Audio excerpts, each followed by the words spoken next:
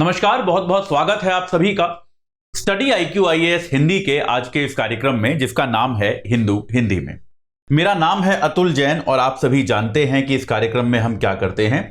इस कार्यक्रम में हम आज के दिन के द हिंदू और इंडियन एक्सप्रेस, ये जो दो प्रमुख समाचार पत्र माने जाते हैं यूपीएससी की तैयारी के लिए, उनमें जो संपादकीय आते हैं उन संपादकीयों पर हम एक चर्चा करते हैं और उस चर्चा के जरिए हम समझने का प्रयास करते हैं कि यार ये इन संपादकीयों में से हमारी तैयारी के लिए क्या आवश्यक है।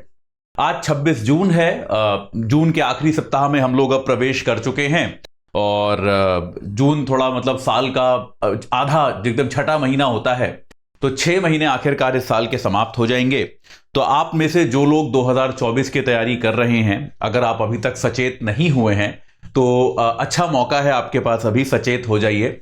आधा साल निकल चुका है और अब आपकी परीक्षा में जो अगले साल होनी है उसमें काफी कम वक्त बचा है। तो अक्सर हमको ऐसा लगता है कि तैयारी के लिए बहुत टाइम बचा हुआ है, अभी से क्या मेहनत करनी है, अभी से क्यों सोच विचार करके दिमाग खराब करना है, ऐसा हम लोग मान के चलते हैं। अभी तो बहुत दिन है, आगे आने वाले महीनों में हम ऐसा करेंगे, लेकिन महीने ऐसे ही अचानक से निकल जाते हैं और हम जो है साल के अंत की तरफ आ जाते हैं। अब हम साल के दूसरे हाफ में कुछ दिनों बाद प्रवेश कर जाएंगे। तो अगर आपने अभी तक, आप 2024 में खास तौर पे अगर एग्जाम दे रहे हैं और आपने अभी तक गंभीरता से अपनी तैयारी को ट्रैक पे लाने के बारे में सोचा नहीं है कि यार ट्रैक पे कैसे लेके आएंगे, क्या करेंगे, तो अब सही समय से आप थोड़ा लेट हो गए हैं हालांकि, लेकिन अब और लेट मत होइए। ये जरूरी है कि आप अपनी तैयारी को एक सही ट्रैक पे लेके आएं।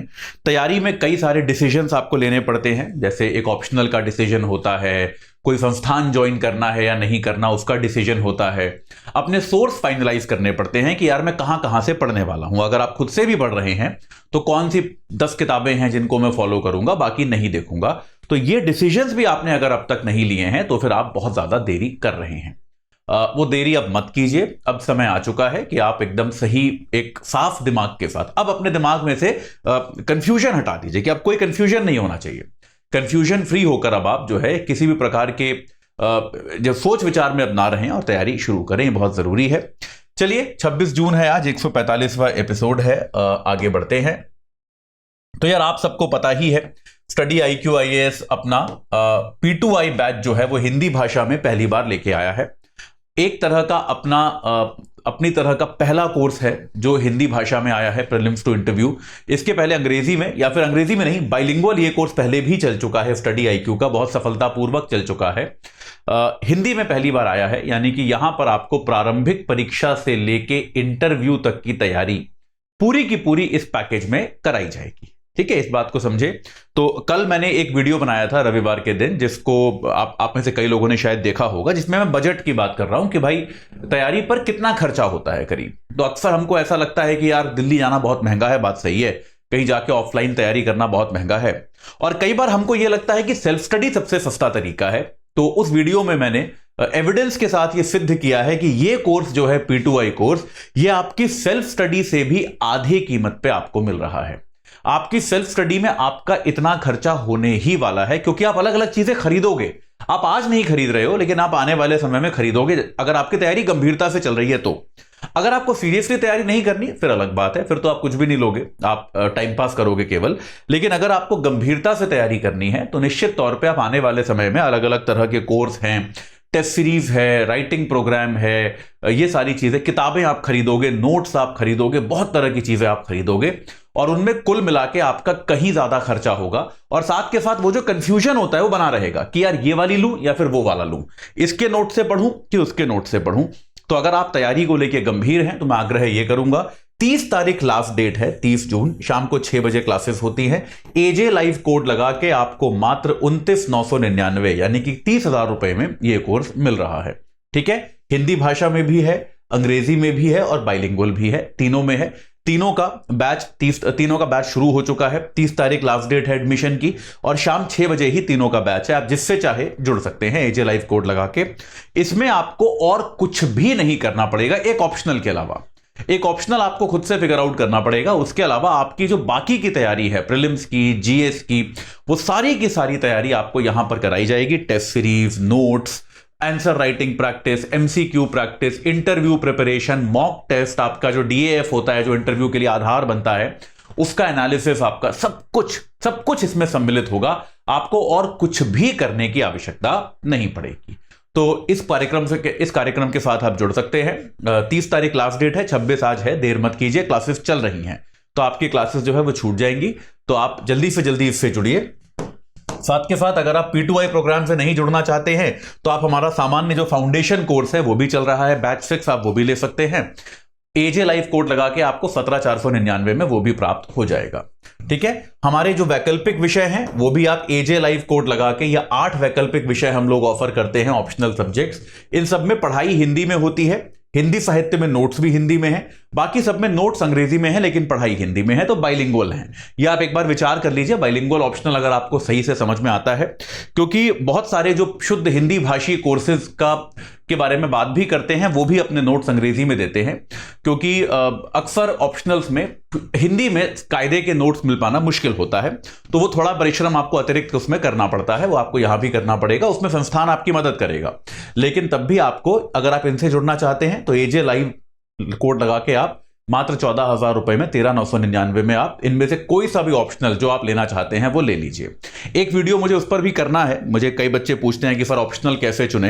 एक थॉट है मेरा उस पर, वो मैं एक वीडियो के माध्यम से आपको बताऊंगा। एक सेशन में एक आध दिन में कर लूंगा आप लोगों के साथ कि भाई ऑप्शनल का चयन जो है हम कैसे करें। ये एक इंपॉर्टेंट डिसीजन है और इसको कैसे चुनना चाहिए ये मैं आपको बताऊंगा। ठीक है, मेरे साथ अगर आपको जुड़े रहना है, मेरे साथ चर्चा करनी है, अपने डाउट्स वगैरह भेजने हैं, तो अतुल जैन यूपीएससी गाइडेंस मेरा टेलीग्राम चैनल है, अतुल_UPSC मेरा इंस्टाग्राम हैंडल है और atul.jain@studiiq.com मेरा ईमेल आईडी है। इस टेलीग्राम चैनल पे ये क्लास और जो भी क्लास मैं लेता हूं उसकी प्रेजेंटेशन आपको क्लास खत्म होने के बाद प्राप्त हो जाएगी। तो इस टेलीग्राम चैनल से भी आप जुड़ सकते हैं। चलिए तो शुरू करते हैं आज की चर्चा। तो भाई प्रधानमंत्री जब से अमेरिका से आए हैं, आपको मैंने बताया कि भाई उस अमेरिका यात्रा पर ही संपादकीय अभी भी बहुत ज्यादा आ रहे हैं। तो और उसमें जहां कुछ नया है, जैसे आज एक संजय बारू का एक आर्टिकल आया है, वो थोड़ा नया है, उसमें थोड़ा अलग तरह की एक बात लिखी गई है, तो उस पर हम चर्चा करेंगे। बाकी प्रधानमंत्री की यात्रा पर उससे क्या क्या प्राप्त होना है उसका आर्थिक एनालिसिस अभी तक आया नहीं है। आर्थिक एनालिसिस जब आएगा तो हम करेंगे, अन्यथा उसकी चर्चा जो है वो हमको समझ में आ ही चुकी है कि क्या उस यात्रा पे हुआ, विवाद भी क्या हुए वो भी हमने कल देख लिए थे, कल या शनिवार की जो क्लास थी उसमें। तो आज जो है केवल हम उस पर संजय बारू का एक आर्टिकल पढ़ेंगे प्रधानमंत्री की यात्रा पर और समझने का प्रयास करेंगे कि वो क्या कहना चाहते हैं। ठीक है, तो खैर आज की शुरुआत हम करते हैं मणिपुर से एक बार दोबारा, कि यार मणिपुर पर हम बहुत दिनों से चर्चा कर रहे हैं। आप में से कई लोग देख रहे होंगे कि यार मणिपुर का जो प्रॉब्लम है ये खत्म ही नहीं हो रहा। ऐसा लग रहा है कि नहीं लग रहा कि यार ये कब से चल रहा है? ऐसी एक फीलिंग आ रही है ना कि यार कितने दिन तो हो गए मणिपुर की समस्या सुनते हुए कि भाई वहां पे मुख्यमंत्री का जो भी एक स्थिति रही है, गृह मंत्री अमित शाह वहां गए, वहां पे उन्होंने शांति प्रस्ताव दिया, सीज फायर कराया वहां पे और सारे समूहों की मीटिंग कराई, एक पीस कमेटी बनाने की कोशिश करी जो कि विफल रही क्योंकि ज्यादातर लोगों ने पीस कमेटी में शामिल होने से इनकार कर दिया। ठीक है, तो लेकिन ये प्रक्रिया जो है ये चलती ही जा रही है और आधिकारिक आंकड़े के हिसाब से 120 से अधिक लोग मर चुके हैं। ये आधिकारिक आंकड़ा है, 120 से अधिक लोग मर चुके हैं। जो अनौपचारिक आंकड़े मणिपुर से आ रहे हैं उनके अनुसार मरने वालों की संख्या कई सौ है, मतलब इससे कहीं ज्यादा है, कई गुना इससे अधिक है जो लोग वास्तविकता में जिनकी जानें गई हैं। संपत्ति का नुकसान निश्चित तौर पे हो रहा है। केंद्रीय मंत्रियों के जो वहां पे घर थे उनको जला दिया गया है। सेना के जो रिटायर्ड अधिकारी हैं वो इस तरह की अपीलें कर चुके हैं कि यार ये तो पूरी तरह से जंगल राज हो चुका है मणिपुर में, ये पता नहीं क्या चल रहा है और इसमें दखल अंदाजी देने की आवश्यकता है, इसमें दखल देने की बहुत आवश्यकता है। कुल मिला के समझ में यह आता है कि यार प्रॉब्लम बहुत बड़ी है। ये सिचुएशन जो है ये अभी भी नियंत्रण में आई नहीं है, जबकि केंद्र सरकार ने अमित शाह को भेजा। उसके पहले अनुच्छेद 355 लगाया था केंद्र सरकार ने, आपने बहुत सारे वीडियोस में देखा होगा, आर्टिकल 355 लगाया था। उसके बाद वहां पर गृह मंत्री गए, गृह मंत्री वहां जाके शांति वार्ता करके आए, शांति बहाल करके आए, लेकिन उसके बाद भी शांति बहाल होती दिख नहीं रही है। तो अब कल क्या हुआ, इसको लेके सर्वदलीय एक बैठक बुलाई गई। तो भारत में एक ये प्रक्रिया है, याद रखिएगा, सर्वदलीय बैठक क्या होता है, सर्वदलीय बैठक कोई वैधानिक चीज नहीं है। ऐसा नहीं है कि कहीं कानून में लिखा है या कोई संसद ने ऐसा कानून पास किया है या संविधान में लिखा है। ये एक प्रक्रिया है जिसमें कोई भी, मान लीजिए, राष्ट्रीय महत्व की चीज होती है, कोई भी ऐसी चीज होती है जिसका प्रभाव पूरे देश पे पड़ता है, गंभीर समस्या होती है, जिसमें हम ये चाहते हैं कि सभी पार्टियां आपस में विचार विमर्श करें, सबके मत लिए जाएं और इसमें हम दलगत राजनीति ना करें। ये ना करें कि भाई ये कांग्रेस है, ये बीजेपी है, ये फलाना पार्टी है, ये वाली राजनीति हम ना करें। सब लोग मिलके कोई समाधान सोचें, क्योंकि यार आखिरकार देश तो सबका है ना। तो अक्सर जो गंभीर मुद्दे होते हैं उन पे एक परंपरा है कि एक ऑल पार्टी मीटिंग जो होती है, सर्वदलीय बैठक बुलाई जाती है। लोकसभा में सभी दलों के प्रतिनिधि जो हैं उसमें शामिल होते हैं और सभी अपने अपने विचार रखते हैं। सरकार इसको होस्ट करती है। सरकार का काम आमतौर पे इस बैठक में यह होता है कि वो सबके विचार सुनती है और सरकार ने जो किया है वो बताती है। और आगे के लिए कोई सरकार का काम इसमें ज्यादा बोलना नहीं होता, सुनना ज्यादा होता है कि आपको सुनना है कि बाकी लोगों के क्या सुझाव हैं। ठीक है, ये आपको सुनना होता है। तो सरकार ने आखिरकार एक सर्वदलीय बैठक आयोजित की, जो कि बहुत दिनों से विपक्षी दल मांग रहे थे, लेकिन सरकार उस पर सहमत नहीं हो रही थी, क्योंकि सर्वदलीय बैठक जो है उससे ऐसा माना जाता है कि यार आप खुद से प्रॉब्लम नहीं सुलझा पा रहे। हालांकि ऐसा होना नहीं चाहिए, एक लोकतंत्र में सभी की भागीदारी बहुत आवश्यक है। खैर, तो उसके बाद भी प्रॉब्लम अभी सॉल्व होती हुई दिख नहीं रही है। तो यार आज के हिंदू में एक आर्टिकल है जो बताता है कि यार इस प्रॉब्लम का एक भौगोलिक आधार है। इसके भौगोलिक आधार को हम समझते हैं कि देखिए, दुनिया में बहुत तरह की समस्याएं ऐसी होती हैं जो कि भूगोल के कारण होती हैं। भाई अब भूगोल तो जैसा है वैसा है। एक बार प्रधानमंत्री अटल बिहारी वाजपेयी ने एक बार कहा था, पाकिस्तान के परिप्रेक्ष्य में कहा था कि यार हम लोग इतिहास तो बदल सकते हैं, भूगोल तो नहीं बदल सकते ना। यानी कि अगर वो हमारे पड़ोसी हैं तो वो पड़ोसी हैं। प्रधानमंत्री वाजपेयी, जैसा कि आप में से काफी लोग शायद जानते होंगे, शांति के बहुत बड़े पक्षधर थे पाकिस्तान के साथ, कि यार हमको कन्फ्रंटेशन जो है, विवाद छोड़ के शांति बहाल करनी चाहिए, उसके लिए दोनों देशों को थोड़ा थोड़ा आगे आना पड़ेगा। तो उसके लिए वो कहते थे यार रहना तो इनके ही पड़ोस में है, ऐसा तो है नहीं कि हम पड़ोस बदल देंगे अपना, भाई ये तो भूगोल है। तो हम जो है बेहतर यही है कि कोशिश करें कि संबंध सामान्य हो। तो भूगोल जो है वो बहुत तरह की समस्याओं में कई बार आड़े आता है। जैसे आपने सुना होगा भारत बांग्लादेश के बीच में नदी के कारण बंटवारा हुआ है, नदी के जरिए बंटवारा हुआ है, नदी ने अपना रास्ता बदल लिया, तो अब जमीन जो है वो इधर उधर हो गई। तो ये सारी चीजें जो हैं, कई सारे विवाद जो होते हैं वो भूगोल के कारण होते हैं। तो यार इसमें क्या है, ये भौगोलिक आधार पर क्या हुआ है, मणिपुर में ऐतिहासिक अंतर आपको देखने को मिलता है। अगर आप इस मैप को देखें तो ये मैप जो है ये वहां का टोपोग्राफिक मैप है, यानी कि एक तरह का भौगोलिक मानचित्र है। ये जो आपको दिख रहा है ये मणिपुर का मानचित्र है। इसके बीच में ये जो क्षेत्र है ये मणिपुर का अपेक्षाकृत पूरा राज्य ही पहाड़ी है, पर तब भी ये वाला क्षेत्र जो है ये इंफाल की घाटी है। ये जो क्षेत्र है ये ऐसी जगह है जहां पे घाटी वाला क्षेत्र है, यानी कि अपेक्षाकृत ये कम पहाड़ी क्षेत्र है। ये इंफाल की घाटी है ये वाला जो क्षेत्र है, और उसके चारों ओर आप देखोगे पर्वतीय क्षेत्र है। ठीक है, ये आपको ज्योग्राफी समझ में आई। तो ये घिरा हुआ है, घाटी वाला क्षेत्र जो है वो घिरा हुआ है ना, और उसके चारों तरफ पर्वतीय इलाका है। तो अब जो दो प्रमुख समूह लड़ रहे हैं, जैसे मैतेई जो है, मैतेई समूह जो है वो मणिपुर घाटी में रहता है, वो यहां पर इस घाटी में बसता है जो कि प्लेन एरिया है, जो कि समतल इलाका है, वहां पर मैतेई लोग रहते हैं। और वहां पर रहने के कारण यार देखो, विकास जो होता है समतल क्षेत्रों में करना आसान होता है। यह बात सही है कि नहीं है?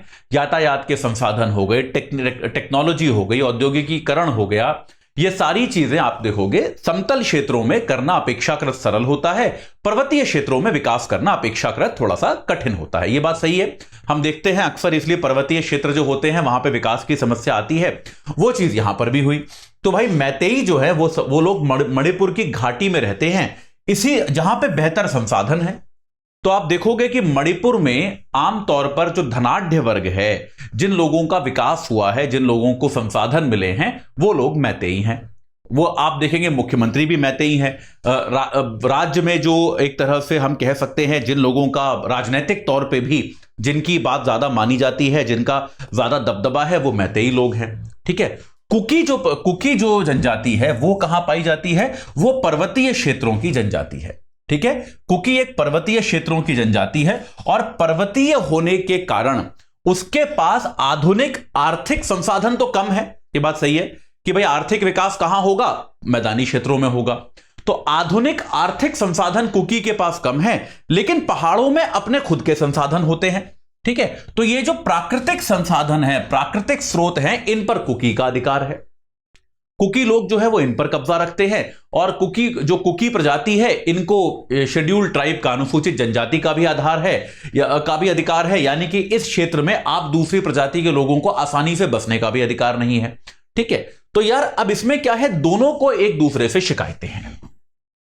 मैतेई को क्या शिकायत है? मैतेई को शिकायत यह है कि यार कुकी लोग जो हैं वो अब से नहीं, आजादी के बाद से, जब से उनको शेड्यूल ट्राइब घोषित किया गया, मैतेई ये कहते हैं कि भाई हम भी इन पहाड़ों में रहते थे, ऐसा नहीं है कि इन पहाड़ों में हम नहीं रहते थे, पर आजादी के बाद से ग्रेजुअली, धीरे धीरे धीरे धीरे हमको इन सारे पहाड़ों से निकाला गया है।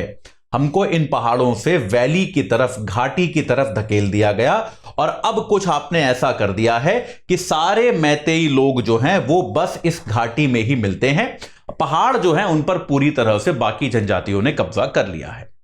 तो मैतेई लोगों की यह प्राथमिक शिकायत है कि यार ये जो हमारा विस्थापन हुआ है, जो एक बार में नहीं हुआ, ऐसा नहीं हुआ कि हमने एक दिन, जैसे कश्मीर में कश्मीरी पंडितों का हुआ था कि भाई अचानक से एक दिन कहा कि आप छोड़ दो वरना मार देंगे, जिस प्रकार की एक चर्चा है, सबको पता ही है कश्मीरी पंडितों के साथ क्या हुआ। तो ऐसा नहीं हुआ, लेकिन ग्रेजुअली, धीरे धीरे धीरे धीरे उनके लिए जीवन को कठिन बनाकर कुकी और नागा, जो दो वहां पे जनजातियां हैं, उन्होंने इस पूरे पर्वतीय क्षेत्र पर कब्जा कर लिया और मैतेई लोगों को दरअसल घाटी तक धकेल दिया, घाटी में धकेल दिया। तो उनको अपने इस विस्थापन को लेकर नाराजगी है कि यार ये जो विस्थापन था ये हमारे साथ गलत हुआ है। भाई पर्वतीय संसाधन भी हमारे राज्य के ही हैं ना, उन पे हमारा भी अधिकार है, आप ऐसे हमको निकाल कैसे सकते हो? निष्कासन का जो दुख है वो इनको है। ठीक है, ये निश्चित बात है। और वो कहते हैं कि भाई हमारे संपत्ति के अधिकार का उल्लंघन किया गया। निश्चित तौर पे अगर मैतेई परिवार मान लो यहां रहते थे कहीं, यहां से इनको भगा के आपने यहां भेज दिया, तो इनकी यहां की जो संपत्ति थी उस पर आपने कब्जा कर लिया निश्चित तौर पे, तो आपके संपत्ति के अधिकारों का भी उल्लंघन हुआ है, यह बात सही है। तो मैतेई ये कहते हैं कि भाई हमारे को भी अनुसूचित जनजाति का दर्जा मिलना चाहिए, हमको भी पर्वतों में जो एक ऐसे क्षेत्र हैं जो संरक्षित घोषित किए गए हैं, वहां पे हमको भी बसने का अधिकार मिलना चाहिए। तो ये उनकी मांग है।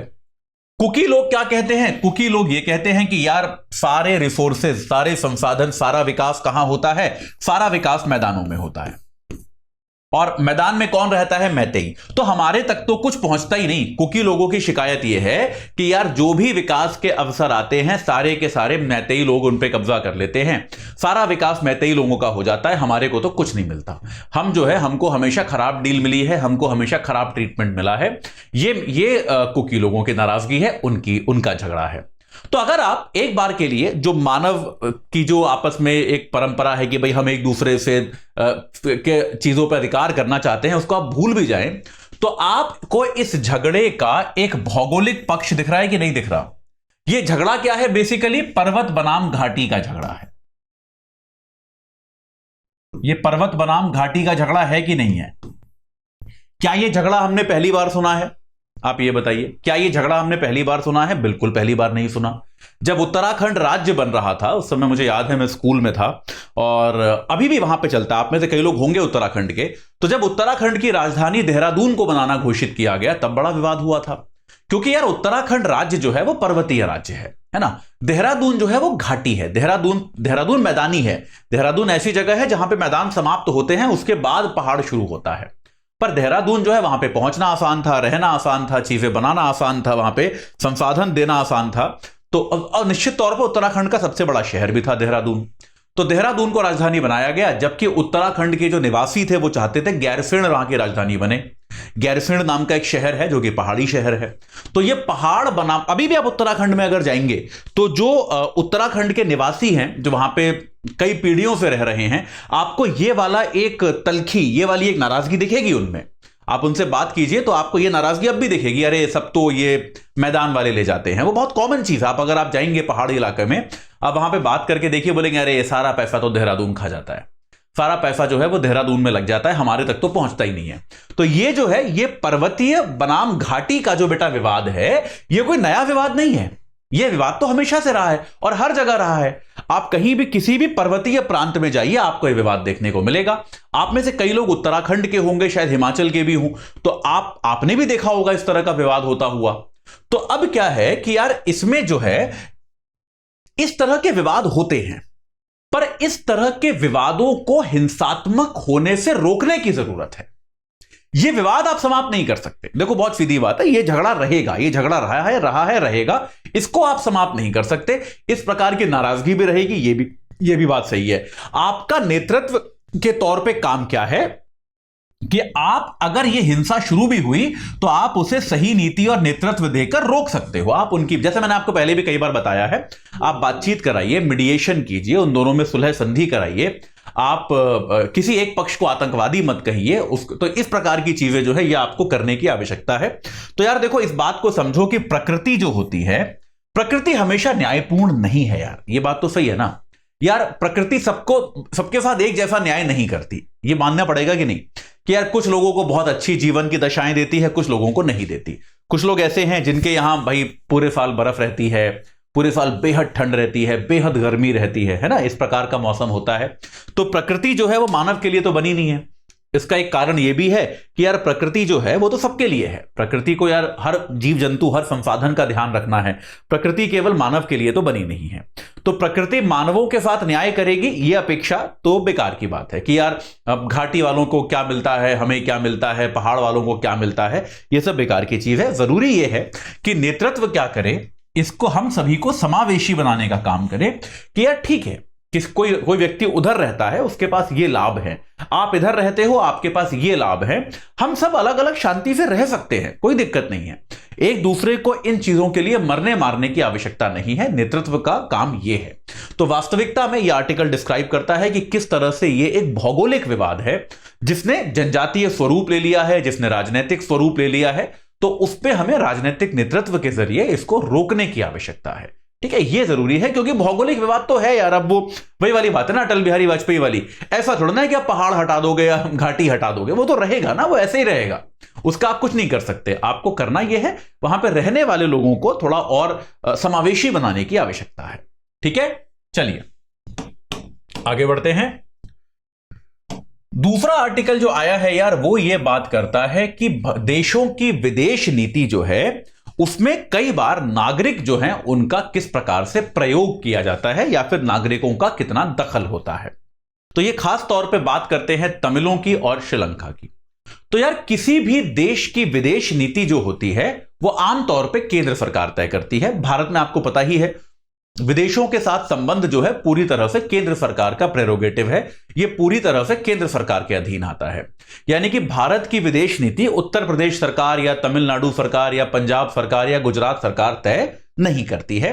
भारत की विदेश नीति केंद्र सरकार तय करती है। यहां तक कि अगर ऐसा भी है, मान लीजिए कि आपके किसी राज्य की सरकार भारत की विदेश नीति से असहमत भी है, मान लीजिए भारत सरकार ने एक विदेश नीति बनाई, उससे उत्तर प्रदेश की सरकार असहमत है कि नहीं यार ये तो गलत नीति है, हम नहीं मानते इसको, तो भी उत्तर प्रदेश की सरकार जो है वो बाध्य है कि भारत सरकार की बनाई विदेश नीति को ही माने। वो इसको लेके बाध्य है, वो इसमें कुछ और नहीं कर सकती। वो ये नहीं कह सकती कि हम नहीं मानेंगे, हम अपनी अलग नीति बनाएंगे। कई बार इस प्रकार के विवाद होते हैं। जैसे मुझे याद है एक बार बंगाल, जो पश्चिम बंगाल है, उनका बांग्लादेश के साथ सीमा विवाद चल रहा था। एक बड़ा मेजर सीमा विवाद चल रहा था। मेरे ख्याल से डॉक्टर मनमोहन सिंह प्रधानमंत्री थे, कौन थे मुझे याद नहीं आ रहा, I think doctor Manmohan Singh ही थे। तो उस समय शेख हसीना जो बांग्लादेश की प्रधानमंत्री हैं वो भारत दौरे पे आई, कलकत्ता आई वो किसी काम से एक दौरे पर। तो ममता, अब भारत सरकार की एक नीति थी कि यार इसको हम शांतिपूर्ण तरीके से सुलझाएंगे, लेकिन बंगाल में मुख्यमंत्री ममता बनर्जी थी। उनको अगर लगा कि यार शांतिपूर्ण तरीके से सुलझाने का मतलब अगर यह है कि हम लोग अपना क्षेत्र बांग्लादेश को दे रहे हैं, तो यार हमारी जो लोकल बंगाल में की राजनीति में इसका बुरा प्रभाव पड़ेगा। तो ममता बनर्जी इसके पक्ष में नहीं थी। तब भी ममता बनर्जी कुछ नहीं कर पाई। ये केंद्र सरकार की नीति होती है, केंद्र सरकार तय करती है। ममता बनर्जी ने इतना किया कि वो एक विरोध स्वरूप जो बैठक थी कलकत्ता में उसमें नहीं गई। जबकि एक बाहर का कोई आता है राष्ट्रपति या प्रधानमंत्री, तो मुख्यमंत्री आमतौर पे जाते हैं, और भारत के प्रधानमंत्री भी वहां जा रहे थे। तो ममता बनर्जी ने उस दौरे का बॉयकॉट किया, उस दौरे में वो नहीं गई। एक इस प्रकार की उन्होंने चीज की, लेकिन निर्णय को बदलने की क्षमता उनके पास नहीं है। निर्णय जो है पूरी तरह से केंद्र का होता है। तो यार इसमें देखो किसी भी देश पड़ो और अच्छा विदेश नीति खास तौर पे जब आप पड़ोसी देशों के साथ बनाते हैं, एक तो विदेश नीति ये है जो आपने अमेरिका के साथ बना रखी है या जो आपने रूस के साथ बना रखी है, लेकिन आपकी पड़ोसी देशों के साथ जो विदेश नीति होती है वो थोड़ी और गहन होती है, क्योंकि उसमें लोगों का एक्सचेंज भी इन्वॉल्व होता है। भाई जिस देश के साथ आप बॉर्डर शेयर कर रहे हो, आपकी सीमा लगती है जिस देश से, वहां से लोगों का आवागमन होगा, कुछ कानूनी तौर पे होगा, कुछ गैर कानूनी तौर पे होगा। भारत जो देश है, हमारा देश एक ऐतिहासिक तरीके से बना है, मतलब इतिहास का एक पूरा बंटवारा हुआ है हमारे देश का, हम जानते हैं। हमारे ऊपर कॉलोनियल शासन रहा है, औपनिवेशिक शासन रहा है अंग्रेजों का बहुत साल तक, तो निश्चित तौर पे लोगों का आदान प्रदान उस समय भी हुआ, ठीक है। तो इसलिए विदेश नीति के खास तौर पे जब पड़ोसी देशों के साथ आप विदेश नीति बनाते हो तो आप दो पक्ष देखते हो, एक तो सरकार के साथ हमारे संबंध कैसे होने चाहिए और दूसरा नागरिकों के साथ हमारे पारस्परिक संबंध कैसे होने चाहिए। ये पॉइंट लिख लीजिए, ये याद रख लीजिएगा। बाकी आमतौर पे नहीं करना पड़ता, पड़ोसी देशों के साथ आपको यह भी देखना पड़ता है कि यार हमारे जो नागरिक उनके यहां गए उनका क्या करना है, या उनके जो नागरिक हमारे यहां आके रह रहे हैं उनका क्या करना है। सरकार के साथ तो आप व्यापार की बात करते हो कि चलो भाई व्यापार करेंगे, ट्रेड बढ़ाएंगे, लेकिन नागरिकों के आधार पर भी आपको निर्णय लेने पड़ते हैं, खास तौर पर पड़ोसी देशों के साथ, ठीक है। ये वाला पॉइंट कहीं लिख लीजिए, बहुत इंपॉर्टेंट है, ठीक है। तो इसीलिए कई बार क्या देखा गया है कि सरकारें जो हैं पड़ोसी देशों के साथ शांतिपूर्ण संबंध बनाने को ज्यादा महत्ता देती हैं। कहती हैं यार कि चलो अगर कुछ नागरिक जो हैं उनके अधिकारों की अवहेलना भी हो रही है तो भी कोई बात नहीं, हम होने देते हैं, ऐसी कोई बात नहीं है, ठीक है। यह अक्सर देखा जाता है। जैसे उसका एग्जाम्पल देते हैं कि भारत ने श्रीलंका के साथ अच्छे संबंध बनाने के लिए तमिलों के अधिकारों की उपेक्षा की। यार श्रीलंका में आपको पता होगा, अगर आप, मैं एक बार इसको ठीक से बना देता हूं, तो अगर आप भारत का ये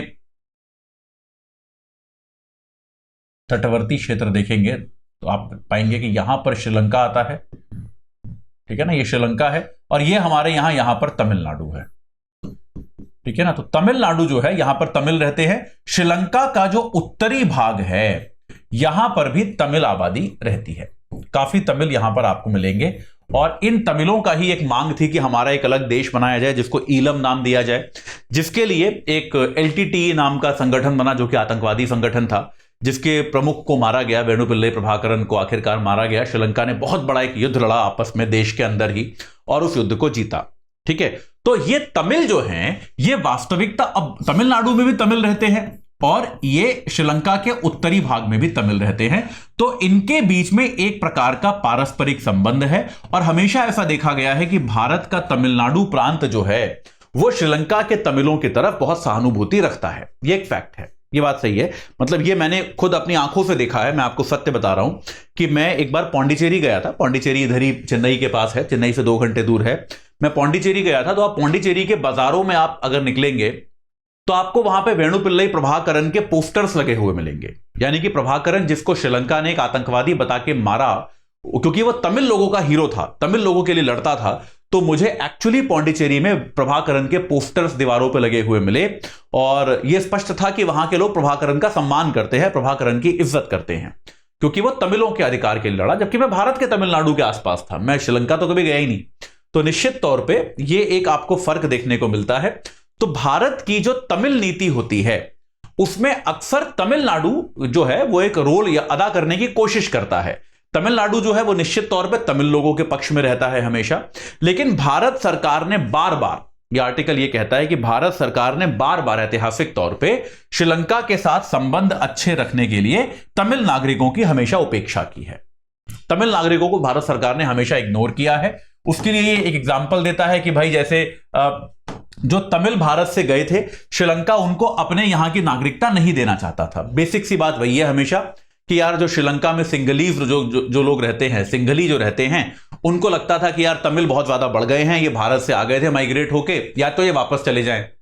जवाहरलाल नेहरू का मत ये था, उस समय सीलोन बुलाया जाता था श्रीलंका को, कि यार सीलोन जो है, श्रीलंका जो है, वो हमारे यहां से जो लोग गए हैं और आमतौर पर श्रीलंका में ही रहते हैं, उनको नागरिकता दो ना, उनको नागरिकता क्यों नहीं दे रहे हो। लेकिन श्रीलंका इसके लिए तैयार नहीं था, क्योंकि वहां के जो सिंघली लोग थे वो इस बात के लिए राजी नहीं थे, ठीक है। तो तमिलनाडु की राज्य सरकारों ने भी दबाव बनाया, लेकिन ऐसा नहीं हुआ। शास्त्री, जो लाल बहादुर शास्त्री प्रधानमंत्री बने, शास्त्री श्रीमावो समझौता हुआ और इस समझौते में भी बहुत ही कम लोगों को नागरिकता प्रदान की गई, बाकी लोगों को दरअसल नागरिकता नहीं दी गई। तो भारत ने समझौते पे दस्तखत कर लिए, जबकि कांग्रेस के अंदर ही, शास्त्री कांग्रेस के प्रधानमंत्री थे लाल बहादुर शास्त्री, तो कांग्रेस के अंदर के ही जो तमिल नेता थे उन्होंने इस समझौते का विरोध किया था, लेकिन कांग्रेस ने नहीं मानी, यह समझौता किया। यह मामला शिखर पे तब पहुंचा जब राजीव गांधी प्रधानमंत्री थे और राजीव गांधी ने एक शांति सेना भेजी, एक सेना भेज दी श्रीलंका में, उत्तरी श्रीलंका में। ये जो श्रीलंकन सरकार तमिलों को मार रही थी या तमिलों के साथ युद्ध लड़ रही थी, उस युद्ध को लड़ने के लिए राजीव गांधी ने भारतीय सेना को भेज दिया कि हम आपकी सैन्य सहायता करेंगे। यह एक ऐसा कदम था जिसकी, जो भारत के शायद राजनीतिक इतिहास का या विदेश नीति के इतिहास का सबसे गलत कदम माना जाता है। राजीव गांधी को खुद इसकी कीमत चुकानी पड़ी अपनी जान देकर। एलटीटीई ने इसी बात से नाराज होकर राजीव गांधी की हत्या की, हम सभी इस बात को जानते हैं। तो इस प्रकार की चीज जो है वो हमने यहां पर की। तो यहां पर लेखक ये कहते हैं कि यार बात सही है कि विदेश नीति जो होती है वो केंद्र के हाथों में होती है, केंद्र के नियंत्रण में होती है, लेकिन कई बार अगर आपको ऐसा लगे कि आपका कोई राज्य जो है वो एक जनता के आधार पे वो उस देश के नजदीक है, वो उस देश के बारे में ज्यादा सोच पाता है, तो उस राज्य सरकार का भी विचार लेना आवश्यक है। इसमें कोई बुराई नहीं है कि अगर आप अपनी श्रीलंका नीति बना रहे हैं तो आप एक बार तमिलनाडु के मुख्यमंत्री से भी बात करें, तमिलनाडु के राजनीतिक दलों से भी बात करें। हां, तमिलनाडु के मुख्यमंत्री का भी यह कर्तव्य है कि वो इसमें फिर ये ना सोचे कि यार मैं तो डीएमके से हूं, ये बीजेपी है, मैं ऐसी सलाह देता हूं ताकि इनको दिक्कत हो। ऐसा ना करें। वो एक ये क्योंकि विदेश नीति का मामला है, इसमें एक देश हित में जो भी सबसे सही सलाह मशवरा करके निर्णय लिया जाना चाहिए उस तरह से निर्णय होना चाहिए।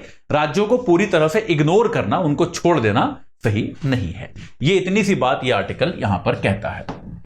चलिए, तो भाई आपको मैंने बताया था कुछ दिनों पहले कि पर्यावरण चेंज को लेके हम वित्त पोषण कैसे करने वाले हैं, फंडिंग कैसे करने वाले हैं। आपको मैं कई बार बता चुका हूं कि जलवायु परिवर्तन हो रहा है, सबको पता है। जलवायु परिवर्तन हो रहा है, सब उससे परेशान है, सबके दिमाग में नाराजगी है। लेकिन इस परिवर्तन को रोकने में सबसे बड़ी चुनौती जो है वो है पैसा। लाइफ में आमतौर पे हर परिवर्तन में सबसे बड़ी चुनौती पैसा होती है, यहां पर भी है। पता सबको है जलवायु परिवर्तन हो रहा है, बड़ा नुकसानदायक है और हमको तापमान को रोकना पड़ेगा वगैरह वगैरह। लेकिन आपको यह वाला विवाद में बार बार एक्सप्लेन करता हूं क्योंकि ये कोर है। अगर आपको यह कॉन्सेप्ट छोटा सा समझ में आ गया कि विकसित देश कहते हैं कि यार देखो विकासशील देशों तुम बड़ा प्रदूषण कर रहे हो, विकासशील देश कहते हैं कि भैया हमको विकास करना है, इसके लिए हमको प्रदूषण करना पड़ेगा, तुम विकास कर चुके तो तुम अपने हिस्से का प्रदूषण कर चुके हो, अब मुझे मेरे हिस्से का करने दो। और अगर तुम चाहते हो, मैं इसको फिर दोहरा रहा हूं क्योंकि ये वो कॉन्सेप्ट है जो आपको समझ में आ गया, तो आप ये समझ लो कि एनवायरनमेंट का जितना करंट अफेयर्स है वो सारा का सारा इस पर ही बेस्ड होने वाला है। बाकी छोटी मोटी डिटेल होंगी कि ये वाली बैठक हुई, ये वाली बैठक हुई, लेकिन लॉजिक सबका ये होगा और कोई लॉजिक ही नहीं है पूरे पर्यावरण की डिबेट में। इसके अलावा कोई लॉजिक नहीं है, बस एक लॉजिक है, वो लॉजिक ये है जो मैं आपको भी समझा रहा हूं और पिछली मेरे ख्याल से 10 क्लास में 5 बार समझा चुका हूं कि विकसित देशों ने अपना विकास कर लिया, खूब धुआं छोड़ा, खूब कार्बन डाइऑक्साइड छोड़ी, उस समय उन्होंने पूरा दुनिया पल्यूट कर दी, प्रदूषण फैला दिया। उस समय विकासशील देशों में तो विकास हो नहीं रहा था। अब विकासशील देशों का नंबर आया है तो विकसित देश हमको पाठ पढ़ा रहे हैं कि देखो यार प्रदूषण कम करो। तो विकासशील देश कह रहे हैं कि सॉरी, जब तुम्हारा नंबर था विकास का तुमने खूब सारा प्रदूषण किया, हमने कुछ नहीं कहा, हम कुछ कह ही नहीं सकते थे। अब हमारे यहां आबादी भूखी है, हमारे यहां बेरोजगारी है, हमारे यहां गरीबी है, हमको विकास करना पड़ेगा और उस विकास के लिए हम प्रदूषण करेंगे। तुम तो अपने हिस्से का प्रदूषण पहले कर चुके हो ना, अब हमें करने दो। तो विकसित देश कहते हैं नहीं यार, एक काम करो, तुम साफ तरीके से स्वच्छ ऊर्जा का प्रयोग करके इंडस्ट्री लगाओ। तो विकासशील देश कहते हैं कि भैया स्वच्छ ऊर्जा महंगी होती है, इस बात को भी तो समझो कि स्वच्छ ऊर्जा जो होती है वो महंगी होती है। तो एक काम करो, हम स्वच्छ ऊर्जा करेंगे, वो स्वच्छ ऊर्जा लगाने का पैसा आप दो, हम कर देंगे, कोई दिक्कत नहीं है। ये बस ये लॉजिक है, इतनी सी बात है सारे पर्यावरण का। तो ये वित्त पोषण जो है, इस बात को लेकर पेरिस में एक बात हो रही थी, इमैनुअल मैक्रॉन साहब उसको लीड कर रहे थे, फ्रांस के राष्ट्रपति हैं, और इन्होंने मतलब बड़े मजबूत बातें कही हैं। देखते हैं इनसे कुछ होता है कि नहीं। बातें तो बड़ी मजबूती वाली कही हैं इन्होंने। मैक्रोन ने कहा है कि यार निवेश में तीव्र बढ़ोतरी करनी पड़ेगी। मतलब जो शब्द उन्होंने अंग्रेजी में यूज किए वो थे पब्लिक फाइनेंस शॉक, कि हमको क्या करना पड़ेगा, ये शब्द इनके थे पब्लिक फाइनेंस शॉक, कि हम मतलब चौंकाने वाली बढ़ोतरी करनी पड़ेगी। ऐसे इंक्रीमेंटल बढ़ोतरी नहीं कि पिछले साल इतना था, इस साल 5% बढ़ा दिया, 10% बढ़ा दिया, ऐसा नहीं। हमको चौंका देने वाली बढ़ोतरी करनी पड़ेगी। जो हम फंडिंग कर रहे हैं पर्यावरण के लिए, उसमें हमको शॉकिंग बढ़ोतरी करनी पड़ेगी, हैरान कर देने वाली बढ़ोतरी करनी पड़ेगी। यह बात मैक्रोन साहब ने कही है। और साथ के साथ उन्होंने यह भी स्पष्ट किया है कि यार देखो, आम तरीके काफी नहीं है। अगर आपको लगता है कि जिस तरह से हम हर साल कुछ बढ़ोतरी कर रहे हैं, थोड़ा बहुत पैसा बढ़ा रहे हैं, इससे कुछ नहीं होने वाला। यह मैक्रोन साहब ने कहा है कि हमारा यह मानना है कि यह सामान्य बढ़ोतरी का टाइम अब चला गया, अब हमको एकदम शॉकिंग बढ़ोतरी इसमें करनी पड़ेगी। साथ के साथ उन्होंने यह भी एक बात कही कि भाई देखो, विकसित देशों ने आपको क्या संकल्प लिया था कि हम $100 बिलियन की मदद करेंगे, फंडिंग करेंगे। इस साल हमें ऐसा लगता है कि विकसित देश उस टारगेट तक पहुंच जाएंगे। ठीक है, अब यार ये $100 बिलियन की फंडिंग जो है, ये अपने आप में हो गई है मजाक। मजाक कैसे, आपको मैं बताता हूं। एक तो 2009 में इन्होंने संकल्प लिया था। 2009 में यार मतलब 14 साल हो गए यार। मतलब मैं 2007 में कॉलेज से निकला था, तो मतलब मैं 2009 में तो यार मैं मतलब यूपीएससी की तैयारी शायद मैंने शुरू करी होगी। उस समय की बात है, एकदम मैं बिगिनर फेज में हूंगा। उस समय की बात है 2009, राइट। तो उस समय इन्होंने कभी वादा किया था कि हम $100 बिलियन की फंडिंग करेंगे, और ये धीरे धीरे आपको देते देते हम 2020 तक ये फंडिंग पूरी कर देंगे। यार उस समय पर्यावरण में जलवायु परिवर्तन की रिक्वायरमेंट जो थी वो लगभग इतनी मानी जाती थी कि $100 बिलियन की अगर फंडिंग आती रहेगी वगैरह वगैरह, तो हम इसको संतुलित कर पाएंगे, नियंत्रित कर पाएंगे। अभी आपको मैंने 2-3 दिन पहले बताया कि अब हमारी फंडिंग की आवश्यकता कितनी है। अगर हम केवल जलवायु परिवर्तन की बात करें, जो पेरिस समझौता है, केवल उसकी बात करें, तो अब हमारी आवश्यकता है $2 ट्रिलियन प्रतिवर्ष। 2 ट्रिलियन मतलब कितना हो गया, 2000 बिलियन। ट्रिलियन में 1000 होता है, ठीक है। $2000 बिलियन प्रतिवर्ष की आवश्यकता है। और ये आप फंडिंग क्या कर रहे हैं कि हम कौन सी वाली फंडिंग पूरी करेंगे, 100 बिलियन की। मतलब $2000 बिलियन की जरूरत है, आप 100 बिलियन के अतिरिक्त फंडिंग कर रहे हो, तो यार मतलब ये तो बहुत ही ज्यादा कम है ना भाई। जितनी आवश्यकता है उसका 5% है ये तो ये तो बहुत ही कम है, बहुत ही एक छोटी संख्या है। तो ये दिखाता है कि यार मतलब ठीक है, पुराना वादा है, पूरा कर रहे हैं, लेकिन थोड़ा सा आउट ऑफ टच है। ये जो विकसित देश हैं, ये पर्यावरण को कैसे नियंत्रित करना है, या फिर पर्यावरण में आ रहे परिवर्तन को, जलवायु परिवर्तन को कैसे रोकना है, इस बात को लेकर थोड़ा सा आउट ऑफ टच है। और शायद यही बात मैक्रोन साहब ने भी कही जब उन्होंने कहा कि यार ये जो नॉर्मल फंडिंग है इससे काम नहीं चलेगा, हमको शॉकिंग बढ़ोतरी करनी पड़ेगी, हमको पब्लिक फाइनेंस शॉक क्रिएट करना पड़ेगा। यह बात उन्होंने यहां पर कही। इसके अलावा ये मैंने आपको बता ही दिया, अब यह राशि जो है काफी नहीं है। तो यार जब जलवायु परिवर्तन होता है तो उसका जो दुष्प्रभाव होता है आमतौर पे विकासशील देशों पे ज्यादा पड़ता है ना। ये बात सही है कि आप विकासशील देशों को फोर्स कर रहे हो कि आप अपना निवेश करो। भाई विकासशील देश जो है उसको, उसके पास अगर पैसे कहीं से आते भी हैं तो उसको वो पैसा गरीबी मिटाने में खर्च करना पड़ता है ना। विकासशील देश जो है, यार आप एक गरीब देश हो, आप मतलब ये वही वाली बात हो गई ना कि आपके घर में सब लोग भूखे बैठे हैं और आपके पास पैसा आ गया कहीं से, आपको किसी ने 5000 रुपए दे दिए, घर में सब भूखे हैं, तो आप दीवार पे पेंट कराओगे क्या? नहीं कराओगे ना यार, आप खाना खरीद के लाओगे अपने लिए। ये बात सही है कि नहीं है? तो वही बात यहां पर भी है कि विकासशील देश जो हैं उनको कई बार क्या चुनना पड़ता है, पर्यावरण और गरीबी में से किसी एक को चुनना पड़ता है। तो मैक्रोन साहब ने यही कहा कि हमें ऐसी परिस्थितियां बनानी पड़ेंगी कि ये चुनाव ना करना पड़े, पर्यावरण बनाम गरीबी, कि भाई आप पर्यावरण पे निवेश करोगे या फिर गरीबी हटाने में निवेश करोगे। इन दोनों चीजों में से आप किस में निवेश करना चाहते हो, यह बड़ा दुर्भाग्यपूर्ण चुनाव है। यह चुनाव करने की नौबत दुनिया में किसी भी देश के सामने नहीं आनी चाहिए, यह मैक्रोन साहब ने यहां पर बोला। ठीक है, इसके अलावा दुनिया के जो बाकी संस्थान हैं उन्होंने भी ऑफर दिया। वर्ल्ड बैंक ने क्या कहा कि भाई अगर आपका देश है जो जलवायु परिवर्तन से प्रभावित है, क्योंकि याद रखिएगा, आपको मैंने कुछ दिनों पहले पढ़ाया था कि जलवायु परिवर्तन के आर्थिक प्रभाव भी पड़ते हैं। आपके यहां फसलें खराब हो जाती हैं, आपके यहां शहर डूबने लगते हैं, आपके यहां बहुत सारे चीजें हैं, उन पर असर पड़ना शुरू होता है। आर्थिक प्रभाव आपको जलवायु परिवर्तन का देखने को मिल सकता है। तो वर्ल्ड बैंक ने क्या कहा है, विश्व बैंक ने, कि यार विश्व बैंक से ऋण तो सभी लेते हैं, तो अगर आपके देश पर जलवायु परिवर्तन का प्रभाव पड़ा है तो फिर आप जो अपना ऋण वापस करते हैं उसमें हम छूट देंगे। आप हमसे बातचीत कर लीजिए। कोई ऐसा उन्होंने प्लान नहीं बताया है, लेकिन कहा है कि आप हमको बताइए कि आपको समस्या आ रही है, जलवायु परिवर्तन के कारण आपको आर्थिक नुकसान हुआ है, तो आपको हम छूट प्रदान करेंगे, आपको हम जो है आपके लिए शर्तें आसान बना देंगे ऋण की। आईएमएफ ने, जो आपका अंतर्राष्ट्रीय मुद्रा कोष है, उसने क्या किया है, $100 बिलियन के विशेष आहरण अधिकार जो है वो ग्लोबल साउथ को देने की घोषणा की है। विशेष आहरण अधिकार क्या होता है पता है? एफडीआर। आप इसको ऐसे समझ लो कि आईएमएफ की अपनी करेंसी है। एफडीआर जो होता है, ये मैंने यूट्यूब पे नहीं पढ़ाया है अभी तक मेरे ख्याल से। आईएमएफ फाउंडेशन वाले बच्चे जानते हैं एफडीआर क्या होता है, जो मेरे साथ इकोनॉमिक्स में बैच में पढ़ चुके हैं वो जानते हैं। एफडीआर क्या होता है, आप ये समझ लो कि आईएमएफ जो है वो किसी एक देश की मुद्रा को फॉलो नहीं करता, 5 देशों की मुद्रा की एक बास्केट बना के उसको एक मुद्रा की तरह एफडीआर ट्रीट करता है। जैसे आप ये मान लो कि आप कहीं किसी मेले में जाते हो, तो मेले में पैसे नहीं ले लेते आपसे, वो क्या करते हैं, आपसे बोलते हैं सर कूपन खरीद लो, और फिर आप इस कूपन से ही चीजों की खरीदारी कर सकते हो। कई बार ऐसा होता है ना मेलों वगैरह में। तो आप ये मान लो कि एफडीआर आईएमएफ के अंदर का वो कूपन है।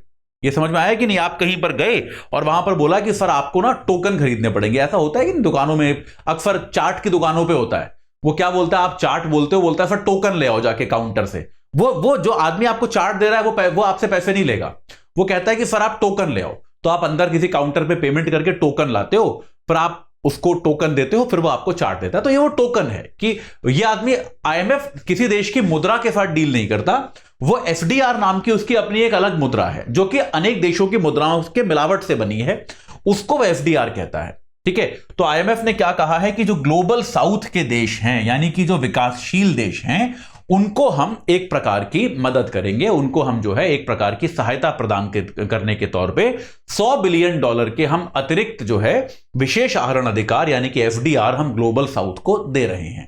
ठीक है, ये भी आईएमएफ ने कहा है। इसके अलावा अनेक विकसित देशों ने भी कहा है कि विकासशील देशों को हम भी अतिरिक्त एफडीआर जो है वो हम देंगे। तो इसका क्या फायदा होता है? एफडीआर से आप आईएमएफ से अतिरिक्त लोन ले सकते हो, आप उसका अन्य देशों के पेमेंट में भी प्रयोग कर सकते हो। आप एफडीआर के थ्रू दूसरे देशों को पेमेंट कर सकते हो। मतलब एक तरह से, क्योंकि आईएमएफ की है तो यह मुद्रा बहुत मान्य होती है, हर जगह यह मानी जाती है। तो इस प्रकार से पर्यावरण को लेकर एक अच्छी बातचीत हुई है। ये जो पेरिस की जो बातचीत थी, जो फंडिंग को लेकर थी कि भाई हम पर्यावरण की फंडिंग कैसे करेंगे, ये एक अच्छी बातचीत हुई है, एक अच्छी शुरुआत हुई है। देखते हैं ये आगे कितना फॉलोअप होता है। ये सारी चीजें जो हैं, जब COP28 होगा आपका, कहां हो रहा है COP28 इस बार? दुबई में हो रहा है ना? हाँ, दुबई में हो रहा है इस बार। दुबई में आपका जो COP28 होगा, ये सब उसकी तैयारी है। COP28 में हम देखते हैं कि इस बार किस तरह के निर्णय लिए जाते हैं, लेकिन नजर रखेंगे उस पर। इस बार लगता है कि काफी कुछ COP28 में हमको देखने को मिलेगा। चलिए, भारत अमेरिका संबंध पे संजय बारू का आर्टिकल आया, मैंने आपको बताया था। तो बाकी भारत अमेरिका के संबंधों पर जो चर्चाएं आ रही हैं, क्षमा कीजिएगा, बाकी की जो चर्चाएं हैं वो रेपिटेटिव हैं, वही बात रोज आ रही है कि अब हम बहुत अच्छे सहयोगी बन गए हैं वगैरह वगैरह, वो हम जानते हैं, वो मैं कल आपको बता चुका हूं काफी। संजय बारू ने एक दो छोटे छोटे पॉइंट्स रखे हैं कि यार देखो, संजय बारू ये कहते हैं, क्षमा कीजिएगा, संजय बारू ये कहते हैं कि देखो आज के समय में अगर आप देखोगे, जो कल भी आपको मैंने बताया था कि भारत जो है वो अमेरिका के लिए बहुत इंपॉर्टेंट है। बहुत सीधी सीधी बात है कि इस जमाने में अमेरिका को भारत की बेहद ज्यादा आवश्यकता है। यह क्लियर है, क्योंकि अमेरिका को यह दिख रहा है कि उसके सामने एक तो रूस से चुनौती आ रही है, उसके सामने चीन से चुनौती आ रही है, तो ऐसे में उसको बड़े देशों का सहयोग अनिवार्य है। यह निश्चित है कि उसको बड़े देशों का सहयोग जो है वो आवश्यक है। बड़े देशों का सहयोग जो है उसकी अमेरिका को स्पष्ट तौर पे आवश्यकता है। ठीक है, तो इसके लिए अब अमेरिका के पास ऑप्शन बचता है भारत। तो अमेरिका जो है भारत के साथ अभी किसी भी कीमत पे समझौता करेगा। संजय बारू ऐसा कहते हैं कि अमेरिका की परिस्थितियां आप जिस तरह की हैं कि अमेरिका किसी भी कीमत पे भारत के साथ समझौता करेगा। इसीलिए आप देखोगे कि अमेरिका की सरकार की बहुत तरह की रिपोर्ट्स आई हैं पिछले साल भर में कि भारत में लोकतंत्र की स्थिति बड़ी खराब है, मीडिया को आजादी नहीं है, अल्पसंख्यकों पर अत्याचार हो रहे हैं वगैरह वगैरह। और आमतौर पे आप देखोगे अगर अमेरिका को, तो अमेरिका इस तरह के मुद्दों पे बड़ी सख्ती रखता है कि नहीं यार हम ऐसे देशों से बात नहीं करेंगे।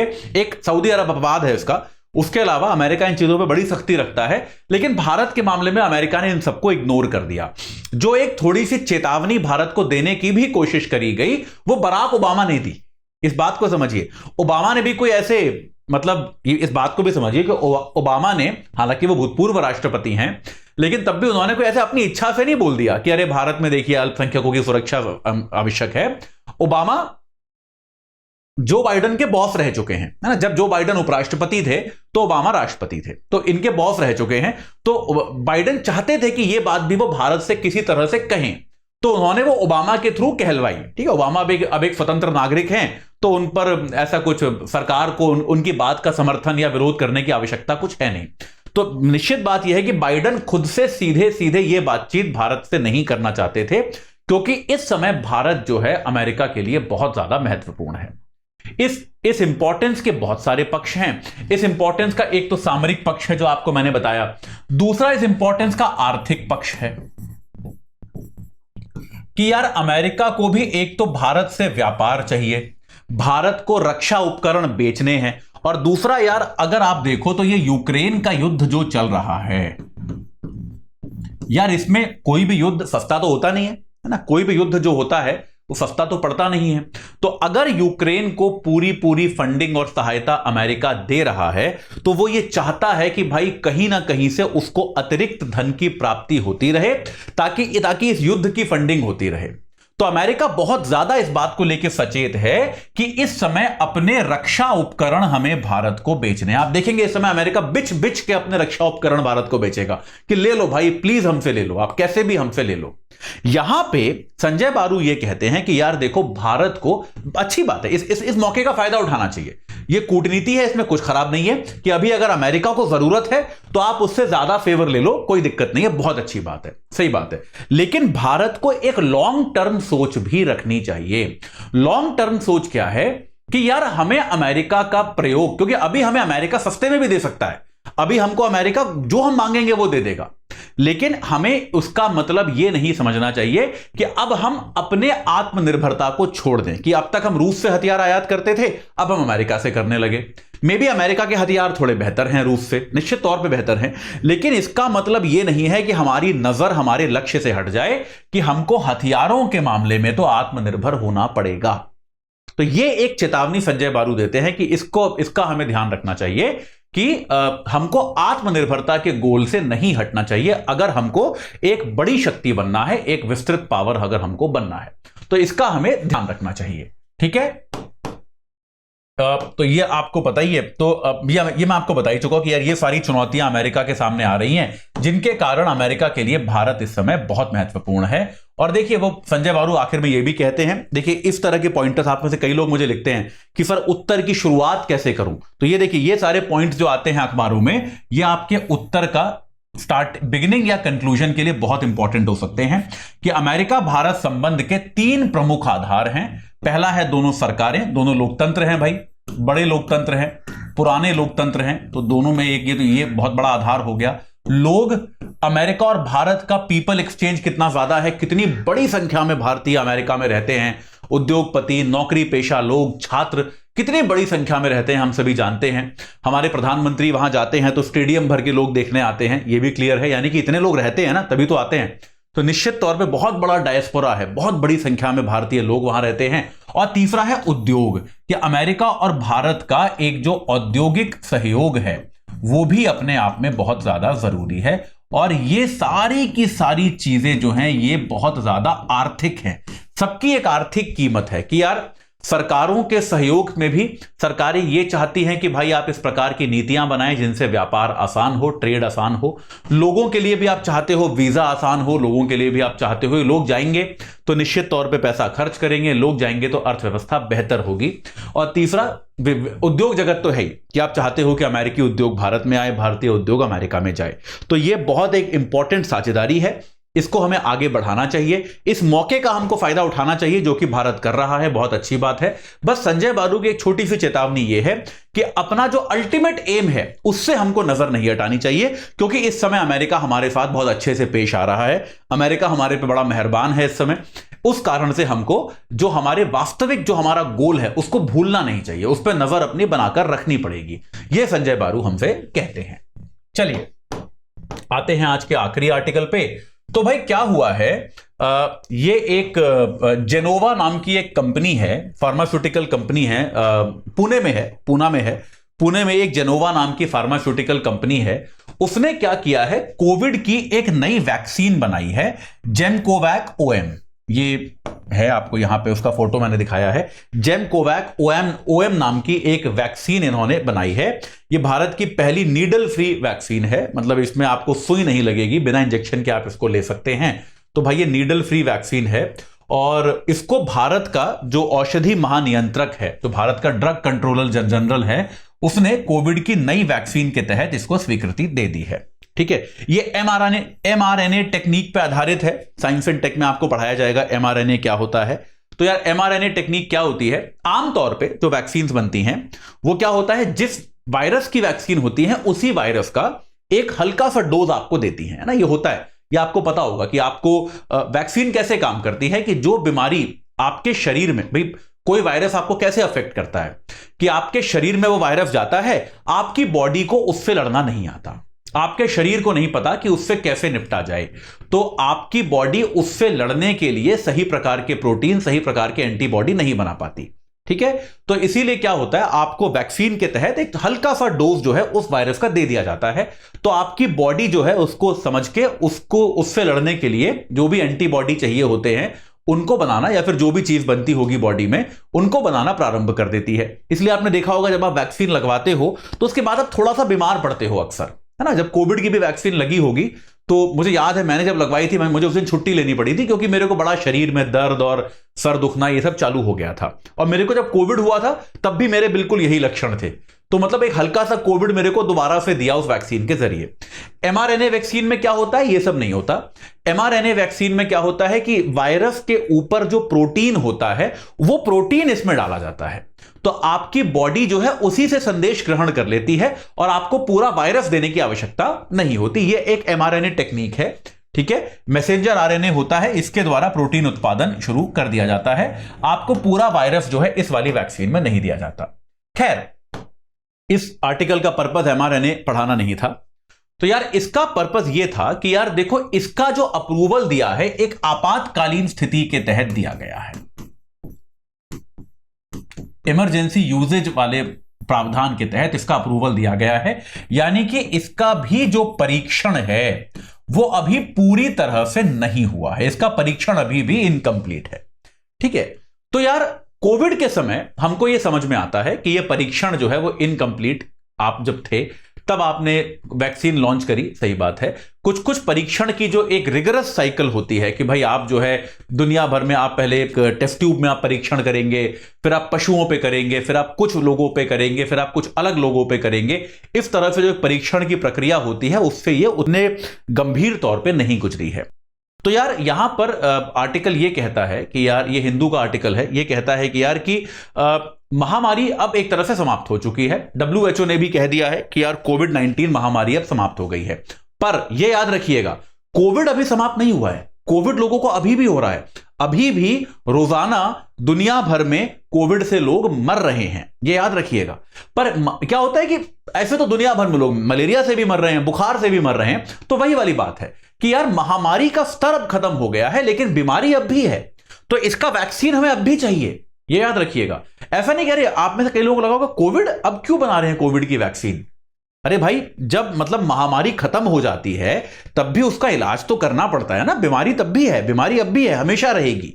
ठीक है, तो आप, लेकिन हुआ क्या है कि कोविड की वैक्सीन में लोगों की रुचि अब खत्म हो गई है। हमने देखा एक टाइम पे वैक्सीन के लिए लोग कहीं भी जाने को तैयार थे और लाइन लगाने को तैयार थे।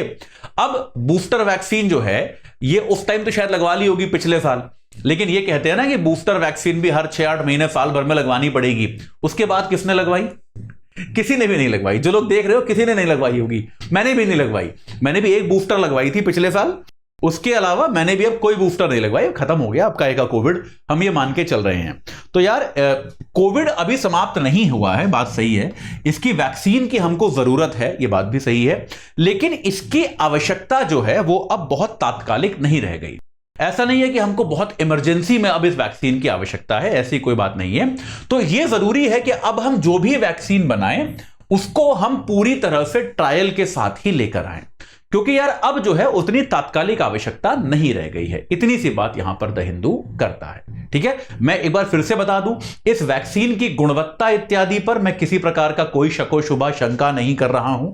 ठीक है, कई सारे बाहर के देशों ने भी इसको स्वीकार किया है, स्वीकृत किया है, लेकिन द हिंदू ये कहता है कि अब क्योंकि ये एक समस्या समाप्त हो गई है, जो इसकी हमें तुरंत चाहिए वैक्सीन, वो वाली प्रॉब्लम खत्म हो गई है, तो शायद यह आवश्यकता है कि हम लंबे समय तक के जो टेस्ट होते हैं, जो शायद कुछ वर्ष चलते हैं, ऐसी टेस्टिंग भी हम कराना शुरू करें अब इन वैक्सीन की।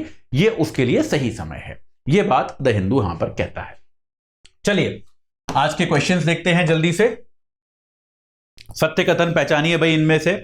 मैतेई लोग जो हैं वो पर्वतीय क्षेत्रों में रहते हैं। क्या बताया आपको मैंने? मैतेई घाटी में रहते हैं, पर्वतीय क्षेत्रों में नहीं, ये गलत है। स्वतंत्रता के बाद से उन्होंने विस्थापन का सामना किया है, ये सही है।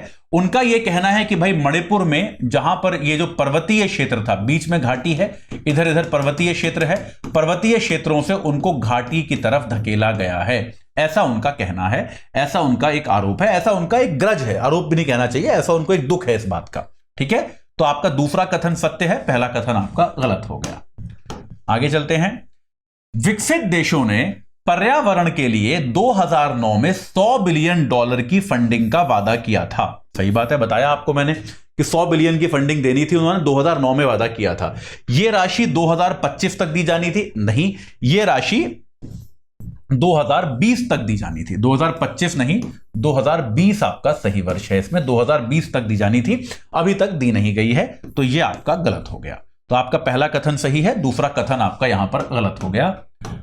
आपका आज का सब्जेक्टिव प्रश्न जो है वो क्या है?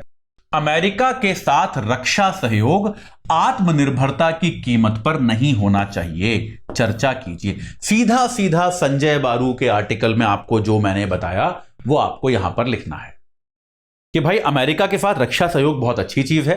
किसी भी देश को किसी सिर्फ एक रक्षा भागीदार पे, सिर्फ एक डिफेंस पार्टनर पे डिपेंडेंट नहीं होना चाहिए, बहुत सारे पार्टनर्स होने चाहिए, बिल्कुल सही बात है, ताकि हम जो है किसी एक देश पर पूरी तरह से निर्भर ना हो। लेकिन इसका मतलब यह नहीं है कि हम आत्मनिर्भरता को त्याग दें, और जो हमारा आत्मनिर्भरता का एक सपना है, एक जो एस्पिरेशन है हमारी आत्मनिर्भरता की, उसको हम भूल जाएं, यह नहीं करना चाहिए। यह यहां पर संजय बारू ने कहा है आज के आर्टिकल में, वही आपको यहां पर बताना भी है। इतनी सी बात सिर्फ यहां पर है। ठीक है, चलिए, तो जाने के पहले मैं आपको फिर से बता दूं कि यार हमारा P2I बैच जो है 30 तारीख लास्ट डेट है, 30 जून शाम 6 बजे से शुरू हो रहा है। AJ लाइव कोड लगाइए, 29,999 में जुड़िए। प्रीलिम्स से लेके इंटरव्यू तक पूरी तैयारी, मैंने एक वीडियो बनाया था जिसमें मैंने आपको बताया था कि अलग अलग फॉर्मेट में तैयारी करने में कितना खर्चा होता है, आपको मिल जाएगा। यूपीएससी की तैयारी का बजट नाम का एक वीडियो है, उसको देखिएगा तो आपको समझ में आएगा कि P2I बैच जो है वो वास्तविकता में आपकी जो सेल्फ स्टडी का भी खर्चा है उससे भी कम है, क्योंकि आप पूरी तरह से इस पर डिपेंड कर सकते हो। इसके अलावा और कोई आपको खर्चा नहीं करना पड़ेगा, एक आपके ऑप्शनल के अलावा। ठीक है, तो आप जिस भी भाषा में जुड़ना चाहते हैं, हिंदी में, इंग्लिश में या फिर बाइलिंगुअल, आप जिस भी तरह से जुड़ना चाहते हैं, आप AJ लाइव कोड लगाइए और 29,999 में इसको प्राप्त कीजिए। ठीक है, फाउंडेशन कोर्स भी हमारा चल रहा है, आप उससे भी जुड़ना चाहते हैं, उसमें P2I की सुविधा नहीं है, वो 17,499 में आपको AJ लाइव कोड के साथ मिल जाएगा। और साथ के साथ ऑप्शनल सब्जेक्ट्स अगर आप लेना चाहते हैं तो AJ लाइव कोड लगा के आप 14,000 रुपए में उनको भी प्राप्त कर सकते हैं। ये 8 ऑप्शनल सब्जेक्ट्स हमारे पास उपलब्ध हैं। ठीक है, मेरे साथ अगर आपको जुड़ना है, मेरे से डाउट्स इत्यादि पूछने हैं, किसी चीज पे चर्चा करनी है, तो ये तरीके हैं। Atul Jain UPSC guidance Telegram channel है, जहां पर इस क्लास की प्रेजेंटेशन आपको मिल जाएगी। atul_UPSC मेरा इंस्टाग्राम हैंडल है, atul.jain@studyIQ.com मेरा ईमेल आईडी है। तो इन तरीकों से आप मेरे साथ जुड़ सकते हैं। तो आज के लिए इतना ही। मेरे साथ आज शाम जुड़ने के लिए आपका बहुत बहुत धन्यवाद। मैं आपसे मिलूंगा कल शाम 4 बजे।